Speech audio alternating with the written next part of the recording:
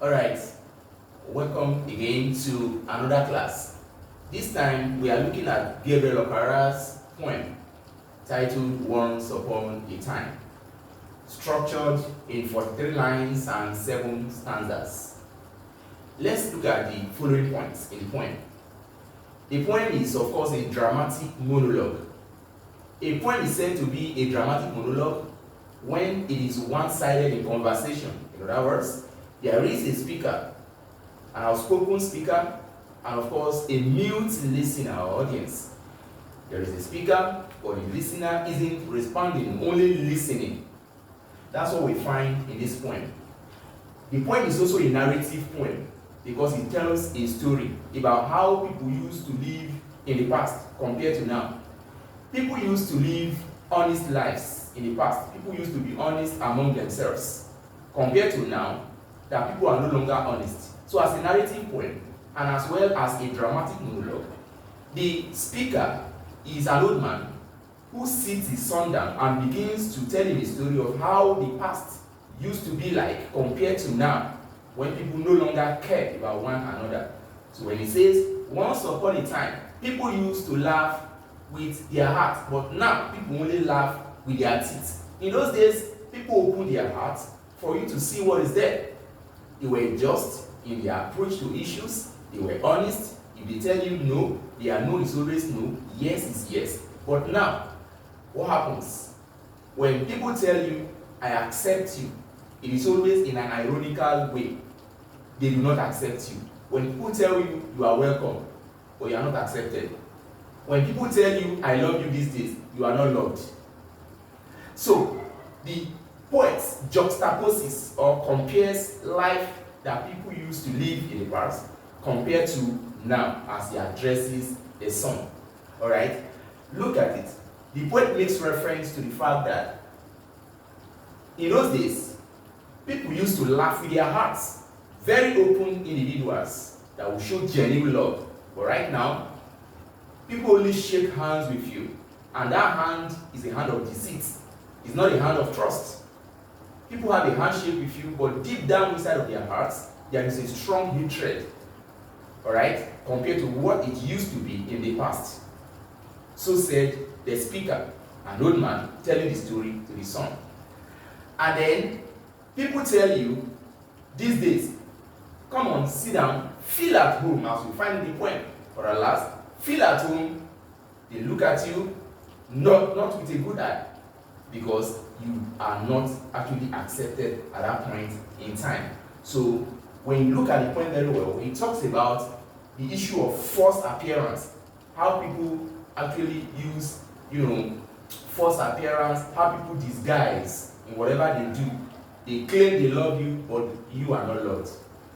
Whatever they say is always in an opposite direction. So once upon a time, in a nutshell, people used to be good. People used to show their hearts in abundance with love. But these days, it is all ironical. It is all in a reverse order. Who tell you they love you, but they hate you. Alright? So the poem has a subject matter of false appearance, and it's also a free verse. What's a free verse? A free verse is a verse that does not conform to any known poetic rules. In other words, since it doesn't conform to any metrical or normal poetic rule, the lines can flow from one to another. So the physical setting is the universe, because love and hatred is a universal thing. It's not only found in Africa or found in Asia, it's a universal thing. Whether somebody loves you or hates you, it's what you find across the universe. Alright? Yes. And then we talk about, the structure as a poem made up of 43 lines and of course 7 stanzas. In a nutshell, the poem discusses how people used to live honestly in the past compared to now that people are no longer honest with one another. So in those days, people used to laugh with their hearts and they would be happy about that. But currently, people only laugh with their teeth, but their heart is full of darkness. In our next class, we are going to be looking at the themes and of course the figures of speech, daring. Alright, we are still looking at a poem, Once Upon a Time by Gabriel Okara. In our previous class, we discussed the subject matter. This time around, we are looking at the themes, after which we look at the literary techniques or devices. Now, these are the universal ideas explored in the poem. Number one, we have the theme of false appearance. People claim to be what they are not. People laugh with you, but deep down inside of their hearts, they are not really happy with you. Alright? Throughout the poem, this theme appears prevalent, which is why the poet says, whichever face he presents is also ready to present it.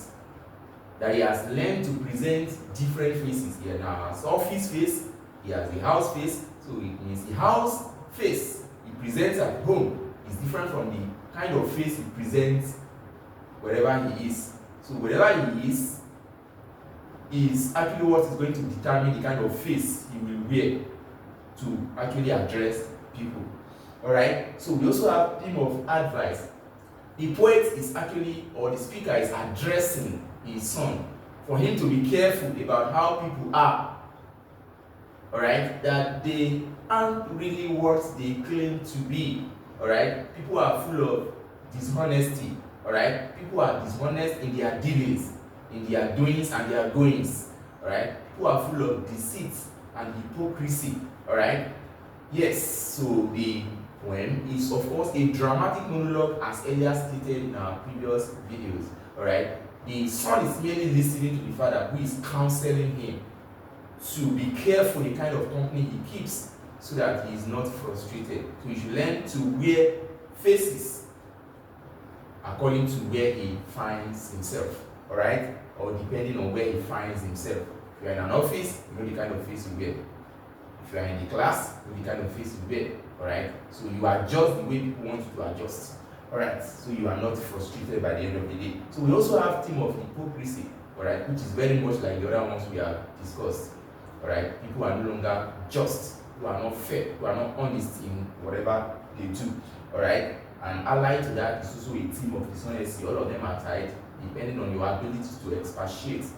Alright, so away from there, we now look at the literary devices, which are tools with which a literary work is built successfully. And the first one is what they call caesura. Caesura simply means a break or pause within a line of poetry, usually dictated by punctuation marks, either comma, full stop. But this time around, it is exclamation mark that shows the pause right there. Feel at home. Come again. You see the way it is? When they tell you feel at home, it's exclamation mark as if they are joyous in their heart. That you should feel at home, whereas you don't feel at home because everything is tantamount to irony. Come again, but you know in your mind that you are not coming again because you know that in their heart they don't mean what they actually say. Simile, of course, I've made mention of this on several occasions that it is the use of as or like to compare things of unlike nature. I have learned to wear many faces like dresses. Alright? It depends on the person you relate with. You can wear a face of hypocrisy, the person wants you, right? The person is honest towards you, then you equally wear a face of honesty. But if he wears a face of dishonesty, wear yours. Then honesty for dishonesty, dishonesty for dishonesty rather, then honesty for honesty. Face of love for face of love. Alright. So whatever face somebody wears, learn to also wear yours. That's why the poet himself or the speaker is learning to wear many faces. As you change, he changes too. Alright, so he's actually counseling his son to learn to adapt to the new ways in which people do things. Now, like a snake's bare fang, alright, people wear different faces, like a snake, that you can't tell when it's going to what? Strike. Okay, people are now very poisonous with different attitudes.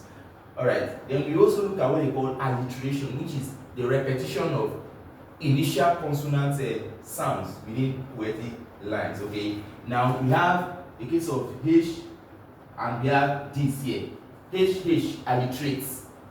Okay, don't forget when you say alliteration, it's not a must that you shouldn't have a word that is different coming in between. No, sometimes you can have a different word coming in between, but you check the line. If you have the same letters that have identical sounds, it will present to you what they call alliteration. So hands, hearts, alliterate. But what does it mean, hands without heart? You have handshake with someone, and the handshake it's not about love, but your heart is full of what? Hatred. Alright? But you are claiming that the handshake is love, but it's not love. The real love is in the heart. But when it's not there, everything is tantamount to false appearance, as we have earlier discussed. Then we also look at this enjambment here, alright, which I've mentioned many times, also referred to as run online. We call this run online. Sometimes we can also call it reject, but reject without C. Reject without C. Alright, that's continuation of the line of quote on another. Look at this. I have learned to laugh only with my teeth, if that is what you want. I'm also ready for that. And shake hands with my heart. Okay, that's continuation there. Then we talk about mood. What mood does the poet find himself? We have a mood of dissatisfaction. The poet or the speaker is not happy at all with the way things are. Because in those days, people used to be honest, but now they are not honest. How did we get to know that the poet was not satisfied? It is through his behavior, his attitude. And his attitude is one of disappointment. And he's reflecting on those days, how people used to live compared to now. So in our next class, we are going to look at another poem.